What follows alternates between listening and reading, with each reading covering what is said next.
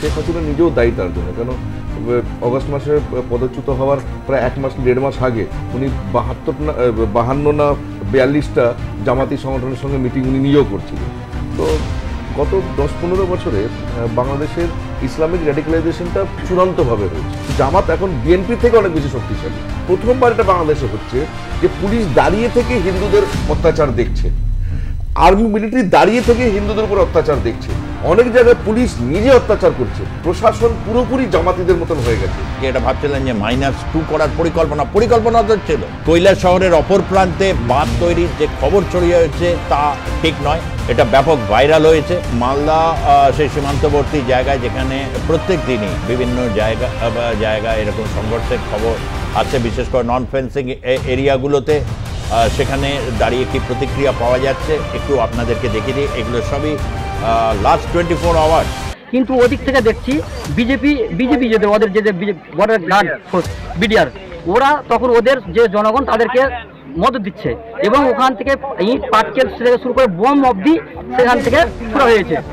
বিএসএফকে আমাদের বিএসএফকে পাথর লেগে রক্তাক্ত হয়ে গেছে। বোম মেরেছে ওরা বোম মেরেছে। আপনারা যেটাকে মানে যেটা ভালো আর মন্দের ভেতরটা আপনি সরাসরি বলতে চাইছেন ডক্টর ইউনূস এবং এই সমন্বয়কদের সরকার এই ধরনের বালখিল্যের মতো এবং উগ্র ভারত বিদ্বেষ এবং পণ্য বয়কট কি না আমরা দেখেছি। তিনি অন্তত বাংলাদেশে গণতন্ত্র ফেরাবেন, হিউম্যান রাইটস রক্ষা করবেন এবং বাংলাদেশের অর্থনীতিকে চাঙ্গা করবেন। হয়তো বিদেশে পালানোর চেষ্টা করছে, সুইজারল্যান্ডে একটা কনফারেন্সে যেমন অনেকে বলছে সেখান থেকে ফিরবেন দাদু, ট্রাম্প আসছেন, এটা যাই না ভবিষ্যতেই বলবে। এই যে পাক ঘনিষ্ঠতা করতে গিয়ে যেটা হচ্ছে বাংলাদেশের যে ন্যাশনাল ক্যারেক্টার এবং তাদের সাংবিধানিক যে চরিত্র সেটাকেও চেঞ্জ করতে চাইছেন অ্যামেন্ডমেন্ট করার মধ্য দিয়ে। অর্থাৎ বাংলাদেশকে যদি সংবিধান সংশোধনের মধ্য দিয়ে তদারকি সরকার চেঞ্জ করার চেষ্টা করে তাহলে বাংলাদেশ কিন্তু যেই আন্দোলনের মধ্য দিয়ে বাংলাদেশ 71 প্রতিষ্ঠিত হয়েছে সেখান থেকে তার জাতীয় চরিত্র চেঞ্জ হয়ে যাবে।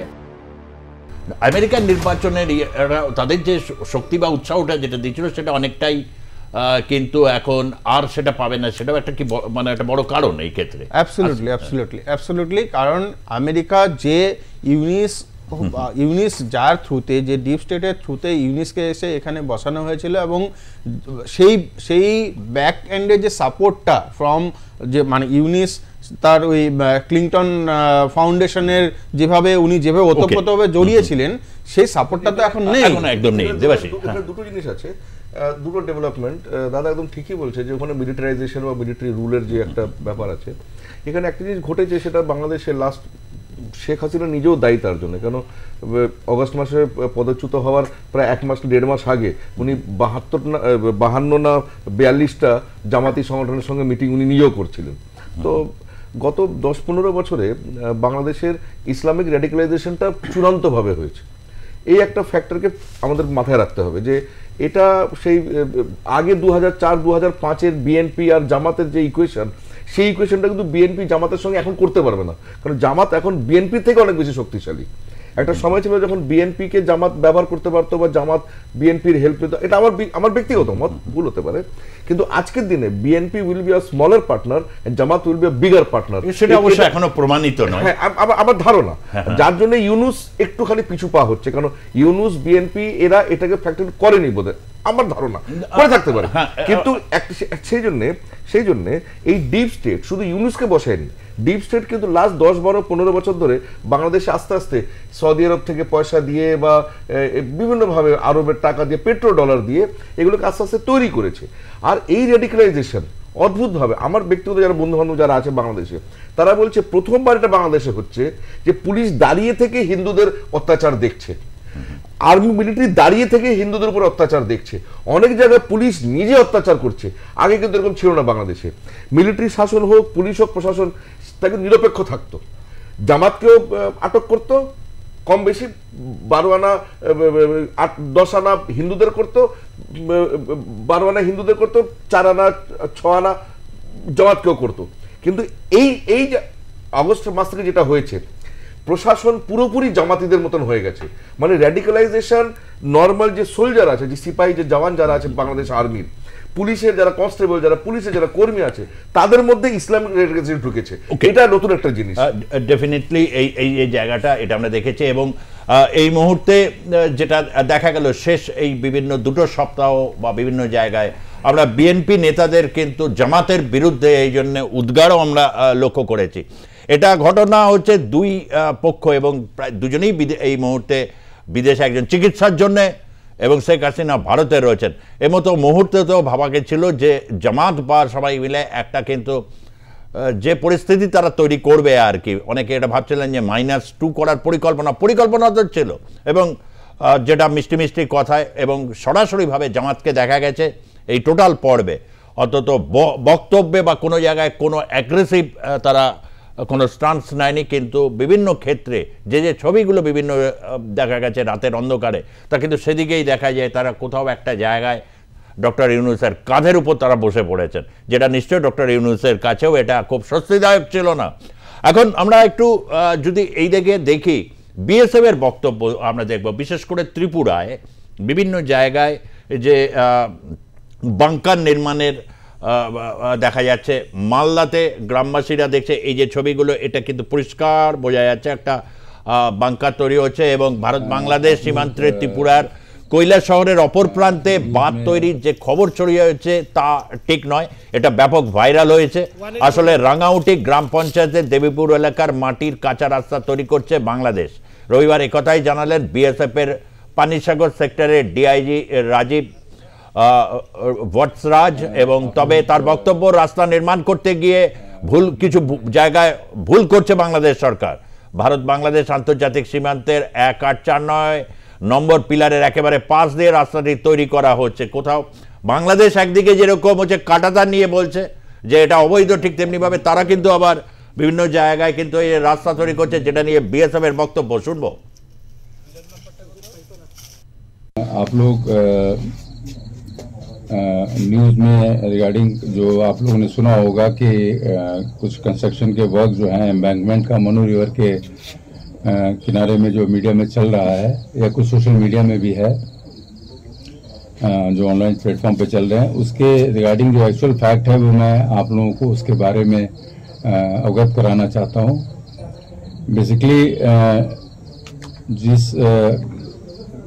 बंद की बात हो रही है वो एक्चुअली वो बंद नहीं है, एक एलिवेटेड रोड है जो बांग्लादेश के साइड में है, और वो दो गांवों को बांग्लादेश के जोड़ती है, शरीफपुर और अलीपुर, देवीपुर और अलीपुर को। और ये काफ़ी पहले से ही ये सड़क है, वहाँ पे एक कच्चा ट्रैक है। पिछले बारिश में काफ़ी सड़क को नुकसान हो गया था, तो उसके कारण जो है बांग्लादेश के तरफ से इसको जो है मजबूत करने का प्रयास किया गया, ठीक ठाक करने का प्रयास किया गया है। इसी सड़क का कुछ हिस्सा जो है जो এরপর একটু শুনবো মালদা সেই সীমান্তবর্তী জায়গায়, যেখানে প্রত্যেক দিনই বিভিন্ন জায়গায় এরকম সংঘর্ষের খবর আসছে, বিশেষ করে নন ফেন্সিং এরিয়াগুলোতে। সেখানে দাঁড়িয়ে কি প্রতিক্রিয়া পাওয়া যাচ্ছে একটু আপনাদেরকে দেখিয়ে দিই। এগুলো সবই লাস্ট 24 আওয়ার্স, সেই ছবিগুলো আপনাদের কাছে একটু তুলে ধরছি। এখন যেমন গমের সিজন, ভুট্টার সিজন, এগুলো করা কেটে দিয়েছিল, ফলে আমাদের এখান থেকে গ্রামবাসীরা নিয়ে গেছিল বিএসএফকে দেখাতে। সেই পরবর্তী সময়ে ওরাই বরঞ্চ মানে হামলা করে আমাদের বিএসএফ এর উপর, দলবল নিয়ে আসে, দলবল নিয়ে গ্রামবাসীর পুরো এলাকা নিয়ে পাথরও অত্যাচার করেছে, বোম ছুড়েছে, আমাদের বিএসএফ এর উপর আক্রমণ চালায়। কিন্তু বিএসএফ দেখতে জনতা বলে কিছু করতে পারছে না, তখন আম জনতা, এদিকে সুখদুপুরের আম জনতা এবং আমাদের সবদুপুরের আম জনতা এসে তাদেরকে রুখে দাঁড়ায়, এবং রুখে দাঁড়াবার সময় একে অপরের সঙ্গে সংঘর্ষ শুরু হয়। কিন্তু ওদিক থেকে দেখছি বিজেপি যে ওদের যে বর্ডার গার্ড ফোর্স বিডিআর, ওরা তখন ওদের যে জনগণ তাদেরকে মদত দিচ্ছে, এবং ওখান থেকে ইট পাটকেল থেকে শুরু করে বোম অবধি সেখান থেকে ছোড়া হয়েছে। পাথর মারছে আমাদের বিএসএফকে আমাদের বিএসএফকে পাথর লেগে রক্তাক্ত হয়ে গেছে। ওই জন্য আমরা একজন আহত হয়েছে, একমত হয়ে ওরা বোম মেরেছে, বোম মেরেছে। এই গতকালই একটা বোমাবাজির বড় রকম মানে দিয়ে আমরা দেখেছি, এগুলো চলেছে। হঠাৎ এই অ্যাক্টিভনেসটা আর কি বিজেপি থেকে, তারা বারবার বলছে যে ভারত কোনো চুক্তি তারা মানছে না, সীমান্তের যে অতীতের চুক্তি 150 যে মিটার সেটা তারা মানছে না, এবং হচ্ছে ভারত পরিষ্কার বলছে যে শেখ হাসিনার সময় যে চুক্তিগুলো হয়েছিল, আমি সেই চুক্তি উল্লেখ করেছি, প্রায় 66টার মতো এরকম চুক্তি বা সমঝোতা হয়েছিল। এবং এটা নর্থ বেঙ্গল, ত্রিপুরা এইসব জায়গাগুলোতে কিন্তু খুব অশান্ত এখন পরিস্থিতি, দক্ষিণবঙ্গে যতটা ঠান্ডা হয়েছে। একদমই, মানে আমি যেহেতু আমার born and brought up Cooch Behar সীমান্তবর্তী অঞ্চল থেকে আমি এসেছি, সুতরাং ওখানকার সীমান্তবর্তী অঞ্চলগুলোর যা অবস্থা, কন্ডিশন আমি দেখেছি। তো এই মুহূর্তে যে সীমান্তে যে ঝামেলাটা হচ্ছে, এবং যেটা বোঝা যাচ্ছে যে দু দেশের গ্রামবাসীদের মধ্যে নিজেদের মধ্যেও একটা ঝামেলা হচ্ছে, যেখানে বিএসএফ বিজিবি জড়িয়ে পড়ছে, তার মেন কারণ কিন্তু হলো জমি। কারণ যেটা অ্যাকচুয়াল লাইন অফ কন্ট্রোল বা যেটা বর্ডার, তার কিন্তু এমনও হয়েছে যে একটা জমির ওপর দিয়ে বর্ডার গেছে, এবং সেটা হয়তো তার ওনার হয়তো আইদার বাংলাদেশের বা ইন্ডিয়ার ওনার। এবার যখন ওখান থেকে কাটা তারটা পড়ছে, তখন কিন্তু ও জাস্ট ওর জমির একটা অংশ হারিয়ে ফেলছে, কারণ যখন ওটা দেশের অন্য দেশে চলে যাচ্ছে, ফলে ওখানকার সীমান্তবর্তী অঞ্চলের লোকজনও এটার জন্য সাফার করছে। এবং এটাতে করে বাংলাদেশের লোকজন, বাংলাদেশের যারা আদিবাসী আছেন, তারা বেশি সাফার করছেন। এবং এই যে একটু আগে আপনি বললেন যে ইউনিসের যে অবস্থা এখন টালমাল, তার পেছনে এগুলো একটা রিজন। কারণ হলো যে ইউনিসের এই সমস্ত নীতির জন্য, এবং যার জন্য ভারত যে এই পদক্ষেপগুলো নিচ্ছে, এতে করে আলটিমেটলি বাংলাদেশের জনগণ ক্ষতিগ্রস্ত হচ্ছে। আমি জানি আপনাদের মানে বাংলাদেশের জনগণ আজকাল কলকাতার বা ইন্ডিয়ার চ্যানেল বেশি করে দেখে, তো আমি সেই আপনাদের চ্যানেলের থ্রুতে আমি বাংলাদেশের জনগণের প্রতি আমি মানে বলতে চাইবো যে আপনারা যেটাকে মানে যেটা ভালো আর মন্দের ভেতরটা আপনারা সরাসরি বলতে চাইছেন ডক্টর ইউনূস এবং এই সমন্বয়কদের সরকার এই ধরনের বালখিল্যের মতো এবং উগ্র ভারত বিদ্বেষ এবং পণ্য বয়কট কি না আমরা দেখেছি, সেটার হচ্ছে এক পরিণতিতে নিয়ে এসে দাঁড় করেছে এবং বাংলাদেশ সাফার করবে। এবং ইতিমধ্যে এই ধরনের চাপ ডক্টর ইউনূসের কাছে ক্ষমতা টিকিয়ে রাখাটা এখন হচ্ছে, তিনি তো প্রায় ঠিকই করে ফেলেছিলেন 1.5 বছর, পারলে আরো একটু টেনে দিতে পারলে, একটু ক্ষমতা কে না থাকতে ভালোবাসে। আর এই বয়সে যদি এরকম একটা পাওয়া যায়, নোবেল পুরস্কারের পর এরকম একটা দেশ চালানোর মতো এরকম একটা অভিজ্ঞতা আর পায় কে? কিন্তু সেই স্বপ্ন কি তার পূরণ হবে না অচিরাত? বাংলাদেশে আর কি কোন সময় কি ব্রেকিং নিউজ এসে পড়বে তার অপেক্ষায় এখন অনেকেই বসে রয়েছেন। ডক্টর দেবাশিস নন্দী, কি বলবেন? ইউনূস, দেখুন, ইউনূস একজন নোবেল লরিয়েট, তার কাছে প্রত্যাশা ছিল বাংলাদেশের সাধারণ নাগরিকদের এবং বিশ্ববাসীর, তিনি অন্তত বাংলাদেশে গণতন্ত্র ফেরাবেন, হিউম্যান রাইটস রক্ষা করবেন এবং বাংলাদেশের অর্থনীতিকে চাঙ্গা করবেন। কিন্তু এগুলো কিছুই হচ্ছে না, বরং অভ্যন্তরীণ রাজনীতিতে তিনি বিএনপির দ্বারা সমালোচিত হচ্ছেন, আওয়ামী লীগের দ্বারা সমালোচিত হচ্ছেন এবং যে বাম দলগুলো, যে জাসদ, বাসদ, ফ্রিডম পার্টি, এদের দ্বারা সমালোচিত হচ্ছেন এবং বুদ্ধিজীবীদের দ্বারা তো হচ্ছেনই। এটা অভ্যন্তরীণ। আর আন্তর্জাতিক যে সম্প্রদায়, সারা বিশ্বে, যে ইউরোপ থেকে শুরু করে আমেরিকা, সারা বিশ্বের জনসম্প্রদায় তাকে নিন্দেই করছেন, অর্থাৎ তার প্রতি যে এক্সপেকটেশন ছিল সেটা রক্ষা করতে ব্যর্থ। উপরন্তু তিনি নির্বাচন দ্রুত করবেন বলে যে প্রত্যাশা দিয়েছিলেন, এবং সামরিক বাহিনীর যে প্রধান ওয়াকারুজ্জামানের প্রতিশ্রুতি দিয়েছিলেন 5 আগস্ট, আমার মনে আছে, তার যে সাংবাদিক সম্মেলনে, আমরা তদারকি সরকারকে বলবো 3 মাসের মধ্যে নির্বাচন অ্যারেঞ্জ করার। কিন্তু তিনি যখনই তাকে প্রশ্ন করা হয়েছে, ইউনূস বলছেন এখন না, 26-এ গিয়ে ভাববো নির্বাচন হবে। অর্থাৎ জনগণের সাথে যে মিথ্যে প্রতিশ্রুতিতে প্রতারণা করেছেন, এটা তিনি বুঝতে পেরেছেন। ইভেন বিএনপির যে প্রত্যাশা ছিল সেটা হচ্ছে যে ইউনূস হয়তো তাদের হয়ে কিছুটা কাজ করবেন, কারণ জামাত অপেক্ষা বিএনপি কিছুটা রেশনাল, যে বিএনপি কে চাপে রেখে এখন দেখা যাচ্ছে জামাত ফ্রন্টে চলে আসছেন এবং জামাত নেতৃবর্গ যারা জেলে ছিলেন তারা মুক্তি পাচ্ছেন, বিএনপি নেতৃবর্গ বরং অনেক পরে মুক্তি পেয়েছেন। তারেক জিয়া কিন্তু অনেক পরে তার উপর থেকে মামলা তোলা হলো। উপরন্তু বিভিন্ন সন্ত্রাসবাদী এবং জামাতপন্থী উগ্রপন্থীদের আগে মুক্তি দেওয়া হয়েছে। এই অবস্থায় যে ইউনূস, আমরা আশঙ্কা দেখছি, কিছু সংবাদ মাধ্যমে দেখলাম তিনি হয়তো বিদেশে পালানোর চেষ্টা করছেন। সুইজারল্যান্ডে একটা কনফারেন্সে যাবেন, অনেকে বলছে সেখান থেকে ফিরবেন, দাদু ট্রাম্প আসছেন, এটা যাই না, ভবিষ্যতেই বলবে।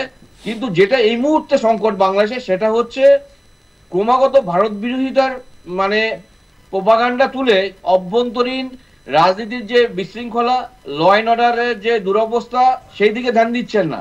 তারা যেটা করছেন, এই মানে অপরিণত ছাত্র যে নেতৃবর্গ যারা উপদেষ্টা মণ্ডলীতে রয়েছেন, তারা বিভিন্ন ভাবে ভারতকে মেলাইন করার চেষ্টা করছেন। কিছুদিন আগে দেখলাম ঢাকা বিশ্ববিদ্যালয়ে পাকিস্তানের বিদেশমন্ত্রী গিয়েছিলেন, পাকিস্তানের রাষ্ট্রদূত গেছিলেন। অর্থাৎ এই যে পাক ঘনিষ্ঠতা করতে গিয়ে যেটা হচ্ছে, বাংলাদেশের যে ন্যাশনাল ক্যারেক্টার এবং তাদের সাংবিধানিক যে চরিত্র, সেটাকেও চেঞ্জ করতে চাইছেন অ্যামেন্ডমেন্ট করার মধ্য দিয়ে। অর্থাৎ বাংলাদেশকে যদি সংবিধান সংশোধনের মধ্য দিয়ে তদারকি সরকার চেঞ্জ করার চেষ্টা করে, তাহলে বাংলাদেশ কিন্তু যেই আন্দোলনের মধ্য দিয়ে বাংলাদেশ 71-এ প্রতিষ্ঠিত হয়েছে, সেখান থেকে তার জাতীয় চরিত্র চেঞ্জ হয়ে যাবে। এবং জাতীয় চরিত্র যখনই চেঞ্জ হবে তখন কিন্তু সারা বাংলাদেশের বেশিরভাগ জনগণ ইউনুসকে ক্ষমা করবেন না। কারণ হচ্ছে যাদেরকে আমরা দেখছি আস্ফলন করছে সোশ্যাল মিডিয়াতে বা মিডিয়াতে, সেই সংখ্যাটা কিন্তু খুব বেশি নয়। কারণ জামাত ইসলাম বাংলাদেশের পার্লামেন্টের 300 আসনের মধ্যে কখনোই 10 থেকে 15টা বেশি আসন কখনো পাননি তারা। তবে কি তারা খুব ভিজিবল, তারা খুব অ্যাটাকিং, অর্থাৎ যাদেরকে দেখি সবাই, যে কোনো সদস্য সবাই অ্যাটাকিং, সুতরাং তারা সামনে আসছেন। এবং বুদ্ধিজীবীরা তারা ভয়ে ভীত, কারণ পুলিশ তাদের প্রোটেকশন দিতে পারবেন না। বাংলাদেশের বিভিন্ন গণ অভ্যুত্থানে, যে এরশাদের সময় গণ অভ্যুত্থান হয়েছিল 90 ডিসেম্বর, তখন কিন্তু বুদ্ধিজীবীদের ভূমিকা ছিল, ছাত্র সমাজের ইতিবাচক ভূমিকা ছিল, এবং আওয়ামী লীগ, বিএনপি এবং বামপন্থী দলগুলো একত্রিত আন্দোলন করেছিল, শুধু জামাত করেনি। কিন্তু এর পরবর্তীকালেও আমরা শাহবাগ মুভমেন্ট দেখেছি, ফেব্রুয়ারি 2013 স্বতঃস্ফূর্ত আন্দোলন। অর্থাৎ সেই বাংলাদেশ মানে 10 বছরের মধ্যে কি করে এত চেঞ্জ হয়ে গেল? তার মানে একটু আগের বক্তা বলেন, আমি একমত যে এই যে র্যাডিক্যালাইজেশন ঘটছে, মিডল ইস্টের মাধ্যমে যে টাকাটা আসছে, এবং সেখানে জাকাত বলে একটা কনসেপ্ট আছে, এবং যে হাওলার মাধ্যমে যেই টাকা মানে এখানে ঢুকছে, সেই টাকা দিয়ে কিন্তু শুধুমাত্র ইলিগাল মাদ্রাসার মানে ভরণ পোষণ হচ্ছে না, সেখানে ভারত বিদ্বেষী জঙ্গি শিবির হয়েছে, এবং তারা এই যে ব্লু প্রিন্ট তৈরি করেছে হাসিনাকে উচ্ছেদ করার জন্য দীর্ঘদিন ধরে, বিগত 10 বছর ধরে ব্লু প্রিন্ট করেছেন, তারা সফল। এর সাথে হাত মিলিয়েছে কারা? এর সাথে হাত মিলিয়েছে হচ্ছে এই মুজিব খুনি, যে মেজর ডালিম থেকে শুরু করে যারা মানে রাজাকার বাহিনী, যারা মানে যুদ্ধ অপরাধী, যারা বিদেশে পালিয়ে গেছিলেন, কেনিয়া থেকে শুরু করে ইউরোপ, আমেরিকা, কানাডা, বিভিন্ন দেশে আশ্রয় নিয়েছিলেন, তারা যোগাযোগ রেখেছেন, এবং তারা আবার ফিরে আসছেন আস্তে আস্তে। তো ভয়াবহতাটা বুঝুন, একটা দেশ যেখানে তার ইতিহাসকে অস্বীকার করতে যাচ্ছে। সুতরাং যদি ইতিহাসকে অস্বীকার করে, তাহলে তো মানে মেইন স্ট্রিমের যে পার্টিগুলো, তাদের অস্তিত্ব থাকবে না।